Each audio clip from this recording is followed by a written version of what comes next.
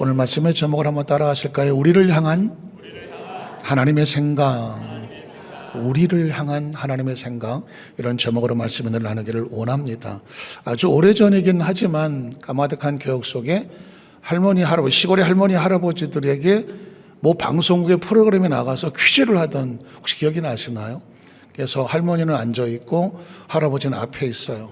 이제 뒤에서 이런 피드라든가 누가 이렇게 종이에다가 사자성어 또는 뭐 어떤 표현을 쓰면 할아버지가 그거를 말로 해서 할머니가 맞히는 거예요. 그런데 그 프로그램을 저도 보게 됐는데 얼마나 웃었는지 몰라요. 할아버지가 앞에 있는 이 글자를 보고 이제 설명을 해야 돼요. 근데 그 글자가 뭐냐면 제가 한번 써봤어요. 뭐예요 이게? 천생연분이야. 할아버지가 지금 할머니한테 천생연분을 지금 설명을 해야 돼요. 할머니는 천생연분이 지금 뒤에 써 있는지 몰라요. 할아버지는 천생연분을 딱 보더니 씩 웃었어요.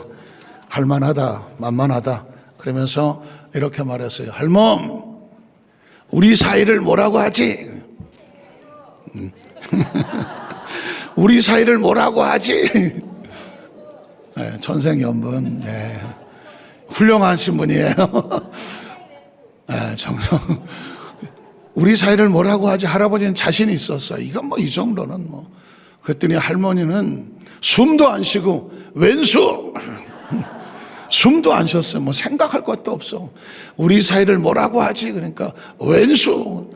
할아버지가 얼마나 당황이 되든지 그게 아니고 내 자로. 그랬더니 할머니가 숨도 안 쉬고 평생 왼수. 평생 왼수 그래서 아마 그때 한창 유행했는데 저도 그 프로를 보고 얼마나 웃었는지 몰라. 그때 할아버지 얼굴을 생각하면 지금 기가 막혀. 얼마나 당황했을까요? 지나간 건데 우습기도 하지만 눈물도 나는 장면이죠. 할아버지는 자기가 할머니 마음을 아프게 했던 건 하나도 기억이 안 나는 것 같아요. 우리 할머니는 나를 천생연분이라 생각을 하고 자신만만하게 우리 사이를 뭐라 그러지? 그랬더니 할머니 입에서 왼수 이런 단어가 나올 건 꿈에도 생각하지 못했어요. 아니 그게 아니고 내 자로 평생 왼수. 제가 지금 가만히 생각해 보니까 아무리 부부 사이라고 할지라도 사람의 마음을 서로 이해하고 알고 간다는 것이 결코 쉬운 게 아니구나.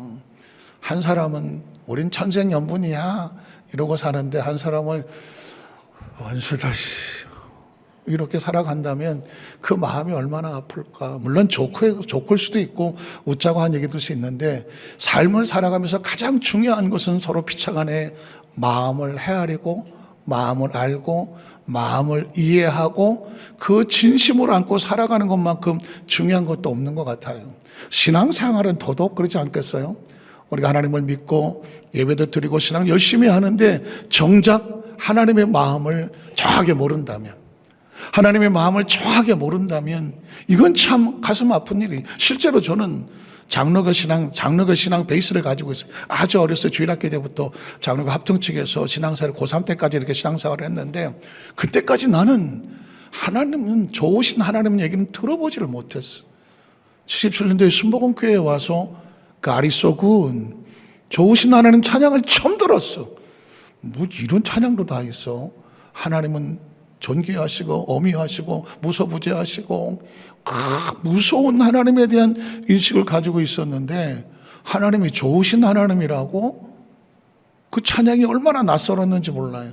그게 내 마음속에 들어와서 자리 잡기까지는 꽤 오랜 시간이 지나갔던 기억이 있어요. 왜? 너무 두려웠던 마음이 빠져나가지는 않아서 그렇겠죠. 사실상 어느 날 깨닫게 되는 것은 이 땅의 모든 크리스찬들이 하나님을 두렵고 떨리는 존재로만, 그래서 막 부들부들 떠는 그런 모습으로만 하나님께 나가 예비한다면 하나님의 가슴은 얼마나 처절하고 아플까.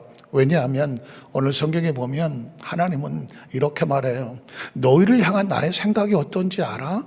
하나님은 자신의 마음을 우리에게 알려주고 싶어 하는 것이 구구절절하게 나오더라고. 오늘 예레미야 29장 한번 볼게요. 11절에 보니까 야훼의 말씀이니라. 너희를 향한 나의 생각을 내가 아는데, 내가 너희를 향한 생각은 뭐다? 평안이야. 절대로 재앙이 아니라고. 사실은 이스라엘 백성이 바벨론에 포로로 끌려가서 70년을 살았어요. 왜냐하면 그들이 우상을 숭배하고 어떻게 해서 애굽에서 나왔는지, 어떻게 해서 광야를 통과했는지, 어떻게 해서 하나님의 이 가나안 땅에 왕국을 세워주었는지 까맣게 잊어버리고 등 따시고 배부르니까 우리가 한 거지, 재수가 좋고 운이 좋은 거지, 하나님 무슨 하나님, 또는 굳이 하나님만 믿어야 돼, 부처님도 믿고 뭐 어디 가서 믿고 신을 다 많이 믿으면 좋지 않겠어? 하나님 마음을 아프게 했습니다. 어쩔 수 없잖아요. 그걸 씻어내고 닦아내고 그 연단의 과정을 지키는 동안에 70년이 걸렸어. 하나님께서 얼마나 힘드셨겠어. 그 백성을 향해서 내가 너희를 연단과 훈련시켰다고 해서 하나님을 원망하지 마, 하나님이 우리를 징계한 하나님을 생각하지 마라, 내가 너희에게 반드시 70년 만에 다시 돌아오게 할 건데 내 마음은 말이야, 너희를 재앙을 주려는 게 아니야. 혹시 크리스천 삶 가운데 어려운 문제가 있다고 할지라도 이걸 심판과 재앙이라고 생각하지 마라. 하나님 우리를 만들어 가시는 과정이라고 생각을 해라. 그래서 이렇게 말씀하는 거예요. 너희를 향한 나의 생각을 하나니 나는 너에게 평안을 주는 거야. 평안하기를 원해. 그 다음 절에 보면 뭐라고 말할까요? 너희에게 또 뭘 줍니까? 미래와 희망을 주는 거라고. 하나님은 저와 여러분에게 마음의 평안함과 함께 미래와 희망을 주는 건, 우리의 삶은 끊임없이 미래를 만나고 지금 미래가 만난 순간 현재가 되고 현재가 지나서 과거가 되잖아요. 끊임없이 미래 속으로 살아가야 돼. 미래를 닥쳐야 돼요. 그런데 하나님의 계획은 뭐냐면 그 미래는 불안하고 초조한 게 아니야. 난 너희에게 미래와 희망을 주려는 거야. 믿으십니까? 하나님을 기억하는 모든 손을 마음속에, 이건 우리가 갖는 생각이 아니라 하나님이 저와 여러분에게 하나님을 그렇게 인식해 달라는 거예요. 우리 하나님은 평안을 주시고 미래와 희망을 주시기를 원하신다. 그 다음 절에 보니까 이렇게 말합니다. 너희가 내게 부르짖으며 내게 와서 기도하면 내가 너희들의 기도를 들을 것이다. 여기서 말하는 기도에 대한 정의가 달라져요. 세상의 기도는요, 어떻게든지 뭐 새벽에 정한수를 떨어놓든지 하얀 소복을 입고 뭐 새벽 시간에 특별한 산에 가서 뭐 어디 가서 뭐 촛불을 켜놓고 내가 비빈다고 이게 기도가 아니에요. 겉모습은 기도같이 보이지만 기도는 내가 원하는 게 이루어지는 게 아니라니까. 기도는 누가 원하는 게 이루어져야 돼요? 하나님이 원하시는. 내가 원하는 대로 하면 각자 자기 하고 싶은 대로 다 하면, 마치 어린아이가 무슨 엄마 나 저 칼 갖고 싶어요, 저 칼 사주세요. 칼 사줘요? 못 사줘요. 위험한 거, 안 되는 거, 먹어서 안 되는 거, 이런 건 하나님께서 가로막는 거거든요. 그러니까 내가 원하는 대로 살면 피투성이로 전락하고 위험해요. 하나님께서는 기도한다는 얘기는 내 뜻이 아니라 하나님의 뜻이 이루어지게 하여 주시옵소서. 그게 평안이거든. 그게 미래와 희망이거든.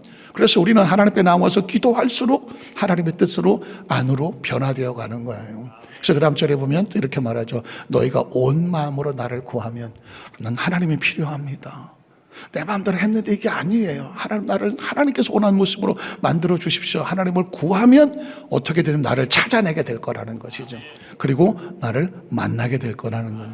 그러니까 철저하게 오늘 예배는 뭔지 아세요? 재수와 요행과 무슨 어떤 것을 바라는 게 아니에요. 오늘 예배 드리고 나면 나한테 좋은 일을 할까? 그런 거 아니에요. 예배를 드리고 여러분의 정성과 눈물과 기도와 시간과 마음을 가지고 나와 드리잖아요. 그 중심이 하나님께 맞으면 오늘도 이런 기도하는 거죠. 하나님께서 원하시는 모습으로 나를 만들어 주시옵소서. 왜냐하면 그분이 우리를 평안으로 미래와 희망으로 이끌어가기 때문에 그렇습니다. 오늘 성경 속에서 우리를 향하신 하나님의 생각을 먼저 찾아보면 평안이고 희망이라고 말했습니다.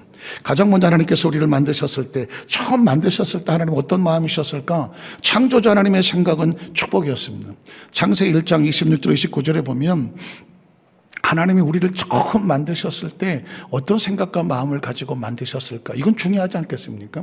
어떤 의도와 목적을 가지고 만드셨을까? 만들어 놓고 어떤 마음이었을까? 자, 하나님이 이르시되 우리 형상을 따라 우리 모양대로 우리가 사람을 만들고, 우리의 주어진 머리부터 발까지 모든 삶의 형상과 모양은 우리 모습이 아니에요. 혹시 뭐 이마고 데이라고 하는 하나님의 형상이라고 하는데 우리 속에는 하나님의 형상이 들어있어요. 혹시 아세요? 우린 누구 닮았을까요? 네, 하나님 닮았어요. 우리 육체는 누굴 닮았을까요? 아버지 엄마를 닮았어요. 아버지 엄마를. 제가 가끔 그 얘기 하잖아요. 거울을 볼수록 점점 우리 아버지를 닮아가요. 우리 아버지 얼굴이 나왔는데 내 얼굴이 이게 아닌데 훨씬 더 이거보다 더 젊고, 점점 우리 육신의 모습은 DNA가 부모를 닮아 가잖아요. 그런데 우리의 영은 누굴 닮아가요? 하나님의 형상과 모양이 있는. 그러니까 여러분, 우리가 얼마나 소중한 존재인지 아세요? 우리 속에 하나님의 형상과 모양이 있어요. 이거 하나만 가지고 성경 66권 다 읽을 필요 있어요? 하나님의 형상과 모양이 내 안에 있어요. 이건 엄청난 축복이라고요. 우리가 하나님을 닮았다고요. 이 하나하나 속에 하나님의 마음과 눈물이 있는 거라고요. 하나님 우리 속에다 하나님의 모양을, 우리의 이미지를 우리에게 심어 놓았으니 하나님 우리를 얼마나 소중히 여기시겠어요.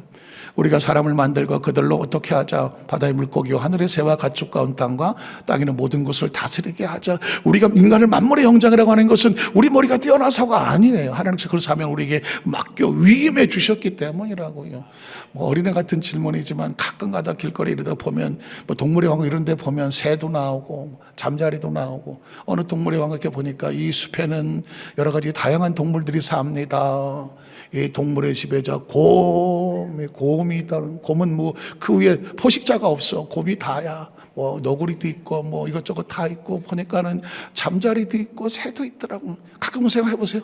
야, 우리가 만약에 잠자리로 태어나서, 우리가 만약에 조그만 토끼로 태어나서 맨날, 다람쥐로 태어나서 맨날 앉아갖고 이거나 까먹고 앉아있거나, 그건 우리 영역이 아니니까요. 우리가 뭐 사람으로 태어나고 싶으면 태어났어요. 이건 철저하게 창조주 영역이거든요.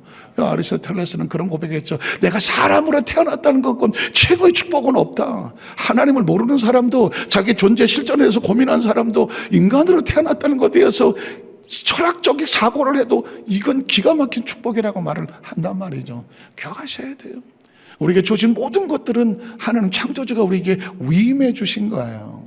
그 다음 절에 보니까 하나님이 자기 형상과 하나님 형상대로 사람을 창조하시되 남자와 여자를 창조하셨고, 하나님 그들에게 무엇을 주시고 복을 주시고. 이 문장에다가 빨간 줄을 치셔야 돼요. 이건 하나님께서 자기 백성을 처음 만드셨을 때 축복의 트레이드 마크와 같은 거예요. 그 축복된 존재로 만들었다고 하나님의 사인과 같은 거예요. 아무리 정교하게 잘 만들어놨다고 할지 하나님이 복을 주시 않았다고 하면 네 멋대로 살아가야 되거든요. 그런데 존재 자체를 축복된 존재로 만들었어요. 이 말씀은 여기 한 군데만 있지 않아요. 앞으로 계속 성경을 찾아가다 보면 하나님 자기 백성을 만나면 제일 먼저 하는 게 뭐냐면 복을 주시고 이렇게 합니다. 그러니까 복이라고 하는 단어는 뗄래야 뗄 수 없는 저와 여러분의 운명이에요. 믿으십니까? 하나님의 섭리와 목적입니다. 하나님 그들에게 이르시되 생육하고 번성하고 땅에 충만해라.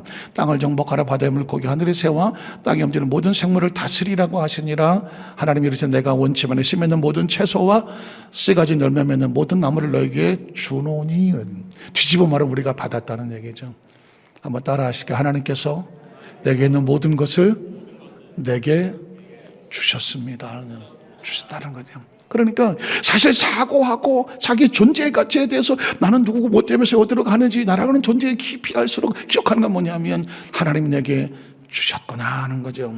자, 또 창세기 9장 1절로 2절에 보면 하나님께서 노아와 그 아들들에게 뭘 주셨어요? 복을 주셨어요. 그러니까 하나님이 자기 백성과 만나면 제일 먼저 확립되고 회복될 게 뭐냐면 복을 주셔야 되는 거예요. 어디 가서 막 필구해서가 아니라 크리스찬은 하나님과 온전한 관계 속에서 복을 받는 거죠. 최고의 축복은 딴 게 갑자기 하늘에 뭐가 뚝 떨어지는 게 축복이 아니라 하나님과 온전한 관계 회복을 이루고 살아갈 때, 노아 홍수가 끝나고 방주에 나와서 하나님께서 그 백성들에게 축복하실 때 뭐 여기 가라 저기 가라가 아니라 온전한 관계 속에서 복을 주셔서 회복을 시켜주신 거죠. 예수님을 구주로 믿으시면 아멘 하시기 바랍니다. 예수를 구주로 믿으면 하나님의 자녀가 된다는 것은 뭐냐? 하나님과 온전한 관계가 회복이 되는 거예요. 그러니까 우리가 예수 믿는 상대로 하나님 나에게 복을 주시옵소서 빌 필요가 없어요. 왜냐하면 존재 자체가 복을 회복해 주신 거거든. 예를 들어서 우리 쪽에서 자녀들이 태어났는데 자녀가 맨날 아버지한테 찾아와서 아버지 나의 아버지가 되어주세요. 엄마한테 우리 엄마가 되어주세요. 그럼 하루 이틀은 괜찮아요. 좀 매일 그러면 어떡할 거예요? 고마해라 진짜. 너 누가 뭐라 그래도 내 아들이다 내 딸이다 안 그러겠어요? 관계가 복인 거예요. 하나님의 자녀들이 정말 철저하게 내가 예수님과 하나님의 자녀가 된 인식이 확실하게 있으면 그 정체 속에서 이렇게 나와서 나에게 복을 주시옵소서 할 필요가 없어요. 하나님과 온전한 관계 속에 있으면 하나님 말씀해요. 내 거야, 내 것이 다 너희 것이라고 말을 믿으시겠어요? 이런 확신과 담대함이 있어야 돼. 자신감이 있어야 돼요. 그렇지 않으면 어디 가서 쭈삣거리지 않아요. 하나님의 자녀들이 세상 어디가 쭈삣거리냐고 하나님께서 우리에게 말합니다. 너는 내 것이라고. 그러니까 성경에 보면 이렇게 말하잖아요. 복을 주시고 그들에게 이르되 생육하고 번서 땅에 축복같이 얘기하는 거예요. 땅의 모든 짐승과 공중의 모든 새, 땅에는 모든 것과 바다의 모든 물과 너희를 뭐 하게 된다? 두려워하리니 너희를 무서워하리 이것들을 너희 손에 붙였다. 아담과 하와에게 했던 똑같은 얘기를 사람만 바뀌고 시대는 바뀌었지만 똑같이 누구에게 하는 거예요? 너와 자식들에게 하는 거예요. 지금 저와 똑같이 하는 거예요. 하나님과 온전한 관계 회복이 되어지면 이 축복권이 우리에게 흘러져 내려오는 거죠. 민수기 6장 22절로 27절도 말합니다. 야훼께서 모세에게 말씀하여 이르시되 자 아론과 그의 아들들에게 말하 이르기를 너희는 이스라엘 전에 이렇게 축복하는. 이제는 시대가 달라져. 아담과 하와는 하나님이 직접 축복하셨잖아요. 노아의 초는 새로 시작하니까 하나님 직접 축복하셨잖아요. 이제는 이스라엘이 300만이에요. 그 많은 인원도 하나님께서 개인적으로 매일 축복하는 게 아니라 아론과 제사장들에게 축복권을 위임하시는 거예요. 그래서 아론과 제사장들에게 이렇게 말하는 거예요. 너희가 이스라엘 자손을 위해서 이렇게 축복하라는 거예요. 자, 뭐라고 축복할까요? 야훼는 너에게 뭘 주시고? 복을 주시고요. 그러니까 이 강단에서 저희가 하나님의 말씀을 선포하면서 하나님 이스라엘 백성들이 그렇게 보셨던 것처럼 여호와서 만삭교회 성도들에게는 이미 받은 복을 확신하고 복을 누리게 하여 주시옵소서. 이제는 여러분에게 복을 주시옵소서는 이미 관계는 끝났어. 복을 받을 관계인데 뭐. 그 복을 발견하게 하시고 인식하게 하시고 복을 누리는 온전한 관계를 이루게 하여 주시옵소서.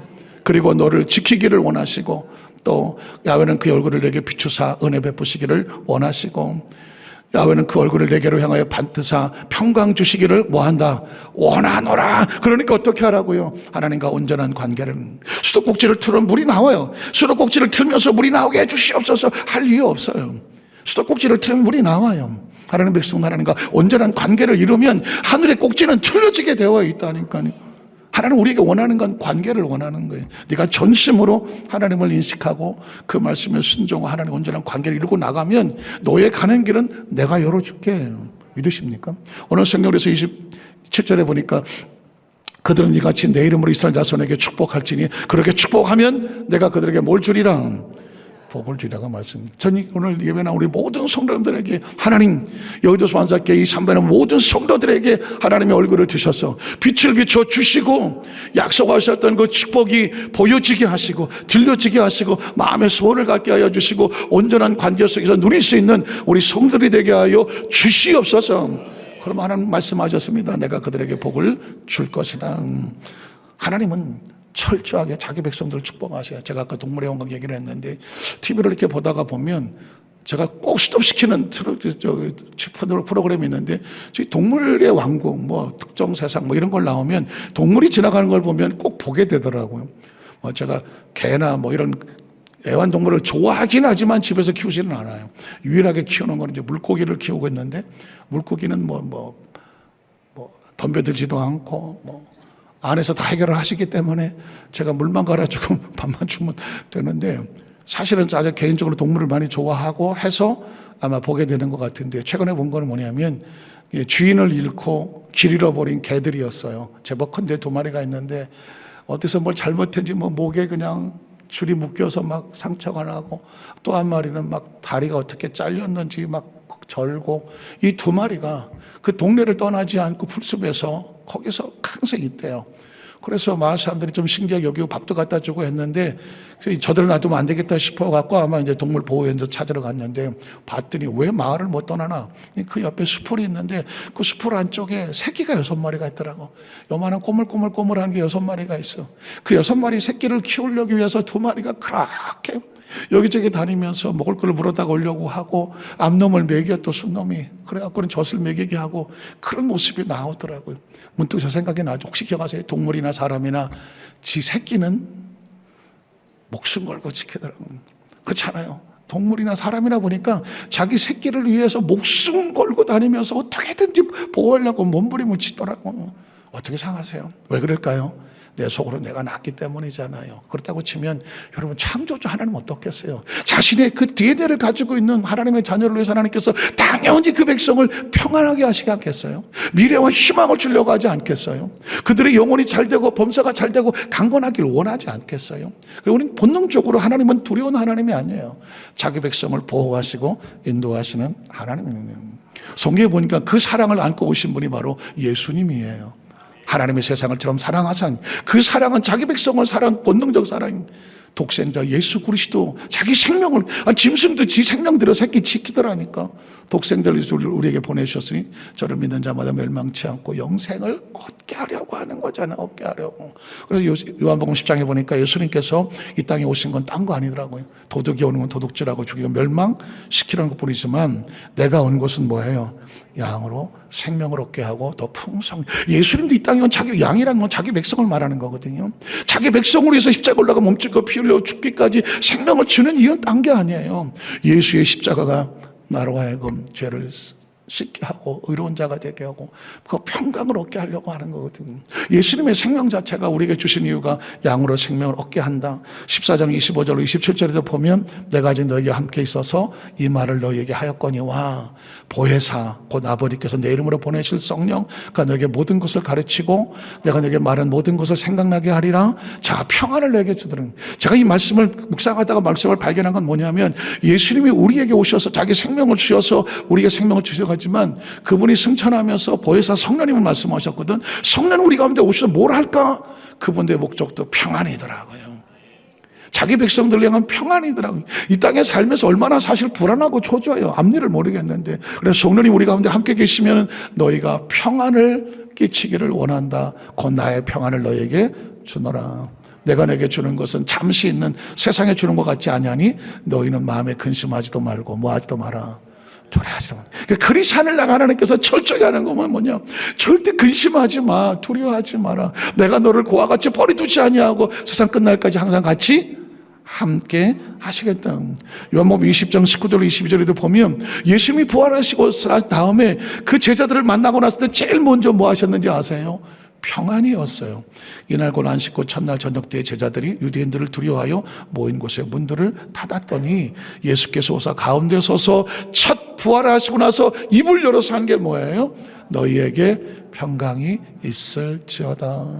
한번 따라하세요. 너희에게 평강이 있을지어다. 사실 우리는 매일매일이 불안할 수밖에 없어요. 뭐냐면 한치 앞을 모르잖아요. 살아온 삶 속에 아프고 상처 입은 게 얼마나 많아요. 그럼에도 불구하고 기억하십시오. 하나님 앞에서는 내 과거와 현재와 미래가 동시적인 사건이에요. 우린 미래가 안 보여서 불안한 거거든. 근데 하나님의 차원에서 볼 땐 과거와 현재와 미래가 동시적인 사건, 알고 있는 거거든. 알고 계시는 거.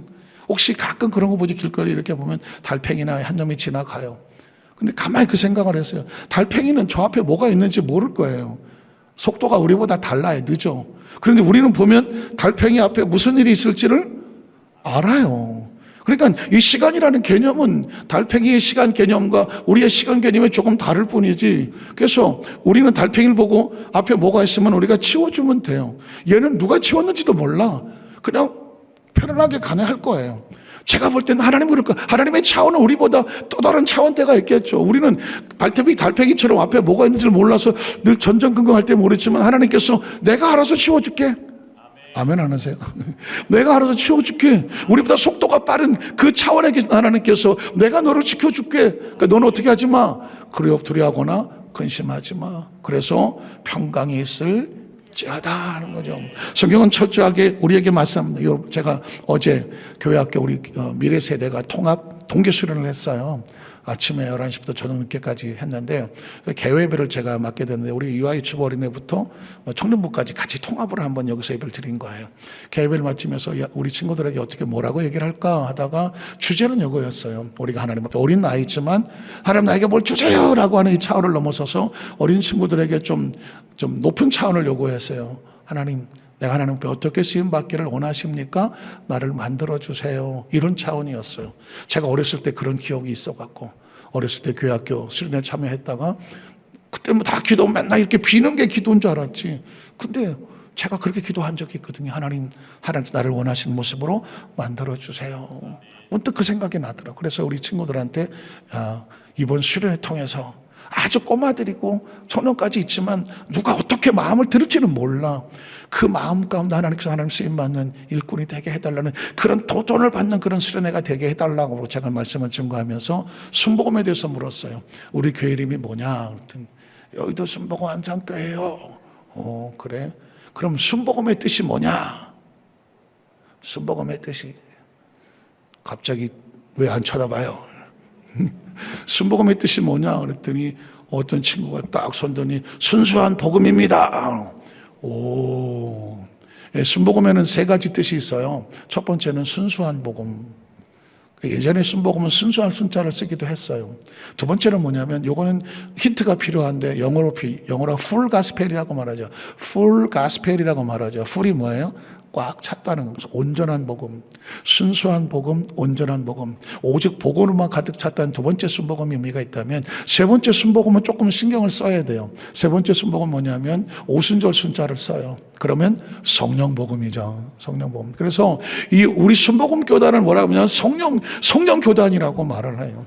구약 성경 속에 하나님께서 말씀과 율법으로 말씀하셨다면 창조 하나님의 모습이라면 신약 속에 예수님은 우리에게 구원자로 오셨다면 그 예수님이 승천하시면서 약속하신 게 뭐냐면 보혜사 성령이거든요. 교회는 성령 강림으로 말미암아 탄생을 했어요. 교회는 언제 태어났느냐? 사도행전 2장에 오순절 마가다락방에 출발을 했어요. 그리고 성령이 역사하셨어요. 그래서 우리 교단은 철저하게 성령님과 함께 조영희 목사님 늘 말씀하기를 성령님 인정합니다. 환영합니다. 모셔드립니다. 바람같이 불같이 생수같이 역사하여 주시옵소서. 늘 성령님 내 안에 계신 성령님 내 속에 성령님 나와 동행하시는 성령님 늘 성령님 하잖아요. 오순절 교단에서 주로 하는 요즘은 모든 교파 교단 초월했어요. 제가 경남 양산에 가서 부흥했는데 깜짝 놀라요. 장로교 목사님들 특히 고신적 목사님은 70명 80명 앉아 있었는데 제가 아주 순복음교회에서 하듯이 성령님 인정하십니까? 환영하십니까? 모셨더니 아멘. 끝나고 나서 뭐라는지 아세요? 목사님 너무 좋아요. 성령님을 인정하냐고 모셔드린다. 이런 생각도 못 해봤대요. 구약의 하나님 늘 예수님 이러고 샀는데 성령님을 얘기하니까 처음엔 성령이 인식을 못했대. 내 안에 계신 성령, 내 속에 내 안에 계신 나를 통해 일하신 성령님, 이제는 날마다 성령님과 동행하겠습니다. 그래서 제가 내일하고 모레는 또 그 경산이라는 대구, 동대구 쪽에 내려가서 그곳에서는 4차원의 영성에 대한 순복음의 영성에 대한 컨퍼런스를 해달라고 해서 지금 1박 2일로 갔다 와요. 그러니까 지금은 교파와 교단이 차이가 없어져서 장로에서 얼마나 성령을 사모하는지 몰라. 성령님을 인정하십니까? 환영하십니까? 모셔드리십니까? 이 시대는 지금 성령 시대예요. 그래서 제가 성령에 대해서 성령 순복음은 성령 순복음입니다. 여도수 완전히 순복음 교회에서 오중복음과 삼박자 축복하죠. 혹시 기억하십니까? 오중복음 5가지의 복음이 있는데 이 복음이 보니까 하나님이 우리를 축복하시는 사랑이더라고. 보니까 죄에서 용서받아 의인이 되어지고 성령님이 함께하셔서 성령의 사람이 되어 성령의 자녀가 되어지고 예수님은 치료자, 예수님 치료를 통해서 생명을 얻고 우리를 부욕해 하신 예수님, 예수로 말미암아 부의 복음을 가슴에 끌어안고 사망해서 우리는 깨끗이 치료되고 회복되어서 영생을 얻는 천국 복음을 믿습니다. 이게 오중복음이거든요. 이게 어디서 온 거냐면 하나님의 축복의 그 빛깔을 나누니까 5가지인 거예요. 그리고 기억하십니까? 영혼이 잘되면 같이 범사가 잘되며 강건한 이 3종 축복이랑 옛날엔 3박자라고 그랬어. 알기 쉽게 하려고 영혼이 먼저 잘 돼야 되고 범사가 형통해야 되고 강건함이 넘쳐야 돼. 이건 우리에게 가장 중요한 영적 축복의 질서와 같아요. 먼저 뭐가 잘 돼야 돼? 영혼이 잘 돼야 돼. 그래야 마음속에 평안한 기쁨을 얻을 수가 있고 그리고 그 멘탈에 가슴에 평안함이 있을 때 비로소 강건함이 임하게 되는 줄로 믿습니다. 우리 친구들에게 제가 이 오중복음 3박자 축복을 얘기했고요. 마지막에 4차원의 영성을 얘기했어요. 왜냐하면 이 4차원이 제가 땅을 치고 후회하는 게 4차원의 영성을 내가 어려서부터 조금만 더 일찍 알았으면 그렇게 많이 헤매지 않았을 때 내 10대 시절에 20대 시절에 방황하고 힘들어하지 않았을 텐데 왜냐하면 4차원의 영성이 우리의 운명을 바꿔요. 오늘 이 자리도 마찬가지예요. 한번 따라하죠. 4차원의 영성이 내 미래와 운명을 바꾼다. 뭐 그런지 아세요? 인간의 삶 가운데 3차원에 존재하는 인간의 육체를 가지고 우리 영이 4차원적인 하나님 나라와 통할 수 있는 4가지 통로가 있어요. 그게 뭐냐면 우리 미래는 뭐가 만드냐? 꿈이 만들어요. 혹시 아세요? 꿈은 이루어진다. 예. 또 뭐가 만들까요? 생각대로 된다. 그리고 또 뭐가 있어요? 내 믿음대로 될지어다. 또 뭐가 뭐 있어요? 말이 씨가 된다. 이 네 가지는 이건 뭐 어떻게 할 수가 없어요. 인간의 창조 영역 속에서 내가 지나간 삶 속에 과거에 말한 것이 현재의 나를 만든 거예요. 그러니까 이제 우리 말 한마디가 얼마나 중요한지 아시겠죠? 우리 자녀들에게 귀에 들려주는 부모의 말이 얼마나 중요한지 아시겠죠? 교회 학교 교사들, 학교 선생들이 학생들에게 말하는 게 얼마나 중요한지 아시겠죠? 그 말이 그 아이의 미래를 만들고 내 입에서 나간 말이 나를 만들어요. 또 내 생각이, 사람은 생각대로 돼요. 절대적으로 긍정적인 생각을 하라고 몸부림치는 이유가 뭔지 아세요? 좋은 생각을 해야 된다고 말한지 아세요? 밝은 생각을 해야 된다고 아세요? 생명의 생각을 해야 되는지 아세요? 가만히 있어도 사람은 생각하는 대로 돼요. 그리고 뭐가 돼요? 꿈꾸는 대로 되는 거예요. 머릿속에 가지고 있는 꿈이, 가지고 있는 비전이 나를 이끌어 가는 거예요. 그리고 그 사람이 뭘 확신하고 있는지 내 믿음대로 된다고 말씀하고 있어요. 그러니까 이 이야기는 각자 개인이에요. 각자 개인. 뭐 단체도 아니야. 개인이야, 개인. 내가 뭘 어떻게 풀었고 살아가. 지금 이 자리에서 마찬가지. 제가 여러분의 말씀대로 여러분의 미래는 스스로 만들 수 있어요. 생각과 꿈과 미래와 그 입술의 고백이 철저하게 말씀에 근거해서 나가야 돼요. 왜냐하면 두 번째로 보면 마귀는 끊임없이 이걸 공격하기 때문에 마귀는 우리가 나쁜 꿈, 나쁜 생각, 나쁜 의심 그리고 나쁜 말을 하게 만들어요. 자, 에덴 동산의 마귀의 공격을 보면 이건 교과서예요. 교과서. 에덴이 어떻게 무너졌는지를 철저하게 분석해야 내 삶을 무너뜨리지 않을 수 있어요. 창세기 3장 1절로 4절에 보면 그런데 뱀은 야훼 하나님의 지은 들짐승 중에서 가장 간교하더라. 얘 뭐 하고 싶어 할까요? 뱀은 우리한테 와서 꿈을 깨트리고 생각을 무너뜨리고 우리 마음에 불안을 집어넣고 그리고 입술의 고백을 철저하게 무너뜨릴 거예요. 자, 뱀은 하나님이 지으신 들짐승 가운데 가장 간교하다. 뱀이 여자에게 물었어요. 물었다는 얘기 뭐예요? 네 생각이 뭐냐? 네 계획이 뭐냐? 넌 마음에 무슨 꿈을 가지고 있냐? 네 입에 말 좀 한번 들어보자. 그 얘기거든요. 하나님 참으로 너에게 동산 모든 나무 열매를 먹지 말라 하시더냐? 여자가 뱀에게 말하되, 자, 하와의 생각이에요. 동산 나무의 열매를 우리가 먹을 수 있으나 동산 중앙의 나무 열매는 하나님의 말씀 너희는 먹지도 말고 만지지도 말라. 자, 그 다음에 너희는 죽을까 하노라. 자, 가지고 있는 생각 속에 확신은 없어요. 그냥 그런 거 같아 라고 얘기하고 있습니다. 자, 그때 뱀이 여자에게 이르되 너희가 결코 죽지 않노라. 여러분, 이 말에는 생각이 들어있어요. 사고가 들어있고요. 그림이 그려져 있고요. 그 말에는 씨가 들어있어요. 뱀이 가지고 있는 이 생각과 말과 생각과 씨를 지금 하와에게 집어넣은 거예요. 하와는 이제 이 말을 들었어요. 그 다음 절에 볼까요? 그랬더니 너희가 먹는 날은 너희 눈이 밝아져서 하나님과 같이 되어 선악을 알 줄 하나님의 아심이야. 그래서 하나님 너를 그렇게 중요하게 여기잖아. 이렇게 좋은 거를 주지 않았다는 얘기는 너는 하나님 앞에 중요한 존재가 아니야. 하나님 너를 중요하게 생각하지 않는데 너희가 하나님 말씀을 들을 이유가 없잖아. 어떻게 생각하세요? 의심이 들어오지 않으세요? 나 그렇게 중요한 사람이 아니라고? 그동안 나한테 했던 게 다 가식이라고? 어떤 생각이 드세요? 의심이 생기잖아요. 불안하잖아요. 그럼 나도 하나님과 올바른 생각할 필요가 있겠어? 내 생각이 나오잖아요. 그리고 그 말이 어떻게 될까요? 나를 다른 방향으로 끌고 가게 되죠. 시험 든다는 것, 서운하다는 것, 섭섭하다는 것, 감정이 무너진다는 것, 여기서 넘어지는 거예요. 그 다음에 어떻게 했을까요? 자, 그 다음 절에 보면 하나님이 이르시되 보라 이 사람이 선악을 아는 일을 우리 중에 하나같이 되었으니 그가 그의 손을 들어 생명나무 열매 따먹고 영생할까 하노라 하시고 하나님이 에덴 동산에서 그를 어떻게 합니까? 내보내잖아요. 무슨 말인지 아시겠어요? 하나님과 생각이 다르면 끊어져요. 하나님에 대한 믿음이 사라지면 끊어져요. 하나님에 대한 다른 꿈을 꾸면 끊어져요. 그 입술의 말이 하나님 말씀을 정면으로 대적하기 시작하면 어떻게 될까요? 하나님의 축복은 끊어져요. 그게 미래예요. 아담과 하와가 선택한 것이 그의 미래를 만들었어요. 에덴 동산이 그렇게 무너진 거예요. 제가 여러분의 말씀을 드려요. 오늘 저와 여러분 가운데에 엄청난 은혜를 줬다고 할지라도 그걸 지키는 건 내 생각이에요. 내 마음이라고요. 내 꿈이라고요. 내 입술의 고백이라고요. 철저하게 어떻게 하나님 편에 섰을 때예요. 제가 마지막 세 번째로 한번 넘어갈게요. 세 번째로 하면 하나님의 생각으로 마귀를 물리쳐야 되는 거예요.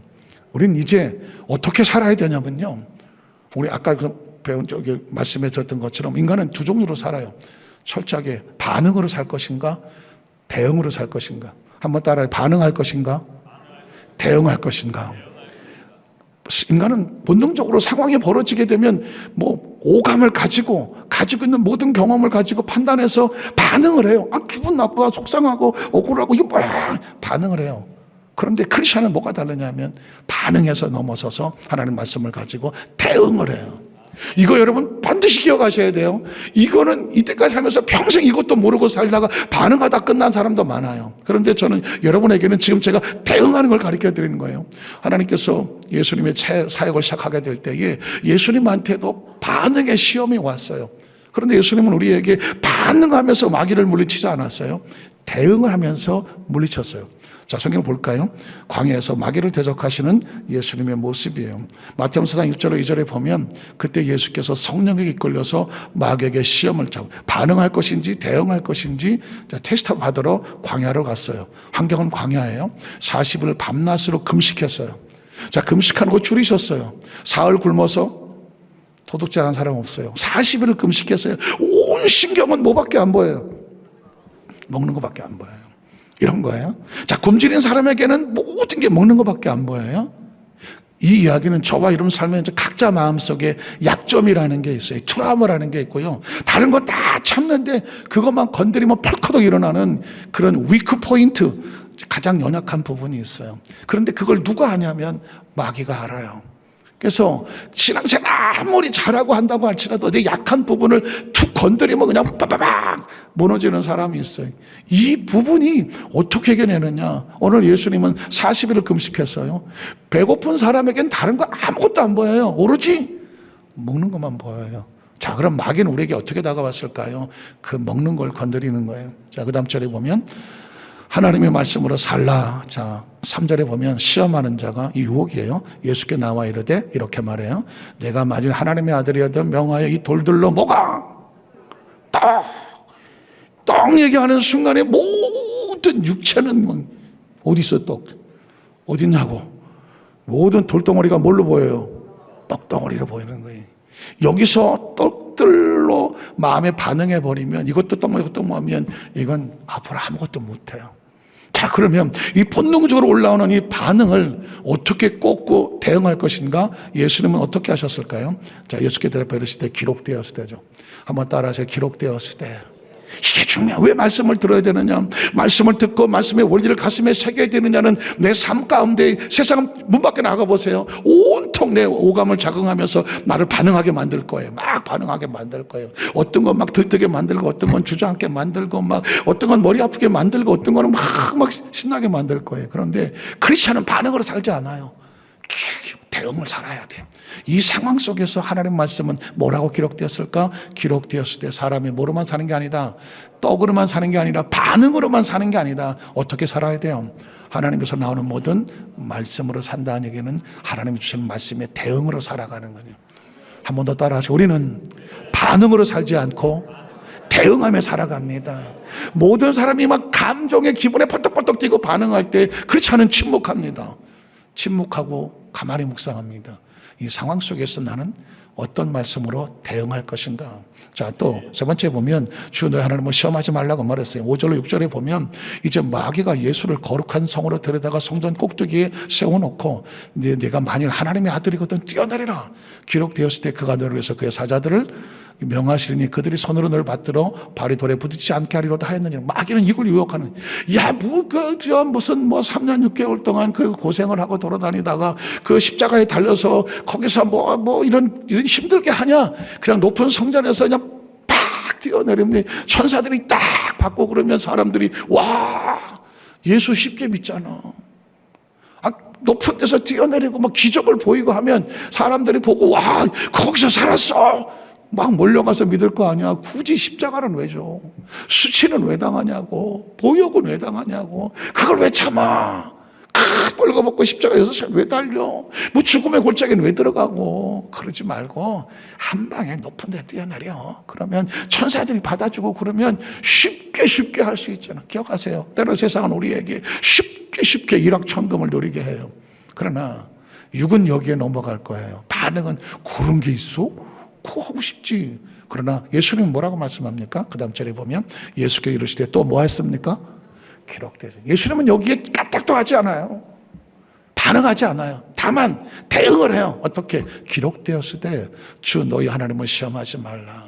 하나님이 가시라고는 그 길을 걸어가는데 하나님 그거 말고 내가 더 좋은 한 방에 가는 길이 있어요. 나 이 길 갈래요. 네가 하지 말라는 거죠. 이해가 되시겠어요? 자, 또 세 번째 보면 하나님을 섬기고 경배해라. 자, 8절 9절에 보니까 마귀가 또 그를 데리고 지키 높은 산으로 가서 천하 만국의 영광을 보여줬다는 거죠. 여러분 보십시오. 견물생심이에요. 보여줍니다. 엎드려서 내게 경배하면 이 모든 것을 너에게 주리라. 사실 사람들은 이 반응은 육신은 소유하는 것에 모든 것을 걸어요. 그러나 대응은 뭐냐면 이게 어디서 왔느냐에 대해서 분석을 해야 돼요. 기억하세요. 나의 손에 주어지는 거라고 다 축복이 아니에요. 이 출처가 하나님이 허락하지 않은 거면 이건 나에게 재앙이 될 수 있는 거예요. 7명 아멘 하시는데 일단 손에 쥐는 게 좋죠. 뭐라도 확 쥐는 게 좋잖아. 기억하세요. 이게 출처가 어디여야 돼요? 성가대밖에 모르나? 하나님이 해야 돼요. 쉽지 않아서 아멘이 안 나오는 거예요. 기억하셔야 돼요. 마귀는 그걸 요구했어요. 나한테 줘라면 내가 한 방에 다 줄 수 있는데 그걸 경하세요. 이게 여기에 팍 넘어가는 걸 반응이라고 말해요. 자, 예수님 어떻게 대응할까요? 예수께서 말씀하실 때 사탄아 가라. 이게 하나님의 생각과 방법과 하나님의 원리의 원칙과 이 하나님은 기록된 게 아니면 빵 물러가라. 한번 따라 하시게. 사탄아 물러가라. 물러가라. 물러가라. 나이가 많이 먹진 않았지만 그 갖고 있는 땅을 내가 왜 그때 그런 판단을 했을까, 그런 생각을 했을까. 저도 가슴을 칠 때가 있어요. 왜냐하면 대응하지 못하고 반응했었던 가슴 아팠던 기억들이 있거든요. 그래서 제가 땀을 치고 하는 거예요. 우리 연수반사교회 성도님 앞으로 신앙 사람 철저하게 우린 반응으로 살지 말자, 반응에 넘어가지 말자, 어떻게 대응하고 살자. 이해하세요. 그래야 11절에 축복이 있어요. 11절에 보면 주 너희 하나님께 경배하고 당을 섬기라 했느니라. 11절에 보니까 마귀는 예수를 떠나가야지. 나를 반응하고 흔들고 서운하고 섭섭하고 낙심하고 좌절하게 했던 거 다 떨어져 나가고. 뭐가? 하나님의 천사들이 나와 수종을 들더라는 말씀을 정리해요. 지금 이 순간에도 얼마나 많은 환경과 여건 속에서 우리 마음을 흔들어 놔요. 그래서 마음이 막 벌떡벌떡 하잖아요. 이거 반응하는 거 스톱시켜야 돼요. 또 원치 않는 인간관계 속에서 이리 부딪히고 저리 부딪혔을 때마다 크게 내 마음속에 막 벌떡벌떡하게 만들잖아요. 사람이 그럴 수가 있나 억울하고 속상하고 내가 뭘 잘못했나 할 수도 있고 뭐 별의별 생각들이 벌떡벌떡 할 거 아니에요. 자존심의 상처에 트라우마도 있을 수 있단 말이에요. 스톱시켜야 돼요. 그리고 철저하게 하나님 앞에서 이 상황 속에 사람 나에게 뭘 하길 원하실까? 기록되었을 때 말씀을 묵상하고 말씀 안에 들어가서 그 말씀이 나를 통제하고 지배하고 다스리게 하여 주시옵소서. 하나님은 철저하게 우리가 평안하기를 원한다. 미래의 희망을 주기를 원한다. 내가 생명을 잃어 풍성이 얻기를 원한다. 기억하시죠? 그 하나님의 생각 가슴에 끌어 어떤 상황이라도 모든 것이 합력하여 선을 이루어 주신다. 순금을 닦는 사람은 그 연단과 훈련을 시킬 때 그 찌꺼기가 다 빠져나가야 비로소 뭐가 돼요? 순금이 돼요. 순금이 된다고요. 적당히 섞이면 순금이라고 하잖아요. 하나님께서 축복하실 사람들은 연단과 훈련을 시켜요. 그래서 지금 내가 만난 환경과 여건, 나를 힘들고 어렵게 하는 모든 관계는 그냥 나를 연단시키는 작업일 뿐이야. 하나님과 나와 약속 1대1로 순금이 되느냐 안 되냐는 다른 사람 핑계대고 원망을 표하고 그들하고 싸울 필요 없어요. 하나님은 지금 저와 여러분을 깎고 다듬어서 뭐 되게 하신다? 순금 되게 하신다. 하나님 보시기에 순금 되게 하실 때 네가 이제야 나를 경외하는구나. 그 축복의 주인공들로서 끝까지 승리하시기를 주의 이름으로 축복합니다. 기도하겠습니다. 전능하신 하나님 아버지,